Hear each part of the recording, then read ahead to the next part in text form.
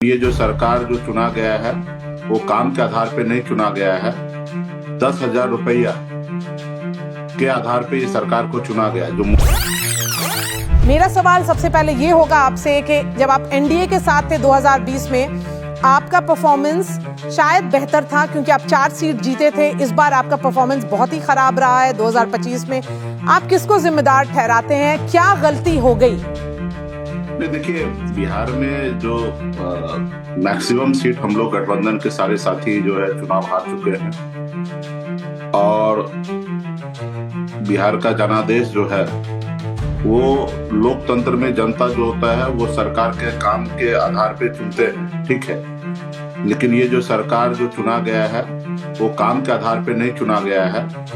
10,000 रुपया के आधार पे ये सरकार को चुना गया है। जो मोदी जी के भाषा से अगर कहेंगे तो रेवड़ी बांट के सरकार बनाना और 1.5 करोड़ महिला को, हमारी माता बहन को ये बताया गया कि हम सरकार में आएंगे 2 लाख रुपया देंगे, अभी 10,000 रुपया हम दे रहे हैं पहली किस्त। तो इस आधार पे हमारी माता बहन जो है जो मोदी जी पे या नीतीश जी पे भरोसा किए हैं उनको वोट दिए हैं और बड़े पैमाने पे राज्य के यूथ जो है वो हमारे साथ है। चाहे जाति धर्म जो भी हो, बड़े तबके के यूथ जो है हमारे पास है, क्योंकि 39% वोट हमको प्राप्त हुआ है।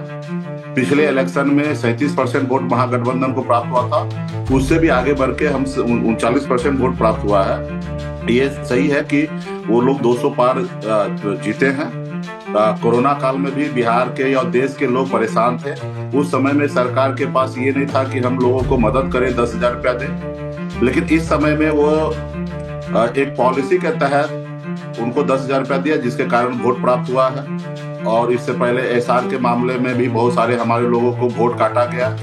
आदरणीय राहुल गांधी जी के नेतृत्व में हम लोगों ने बहुत मेहनत किया। बिहार में 18 लाख नए वोटर को हम लोगों ने बनाने में कामयाब हुए। जो 70 साल के लोगों को वोट कट गया था उसको हम लोगों ने फॉर्म 6 के जरिए हमने बनाया। लेकिन उसके बावजूद भी एक बड़ा तबका जो है महागठबंधन का जो वोट नहीं जोड़ा पाए, जो लोग प्रदेश में नहीं थे, दूसरे राज्य में थे,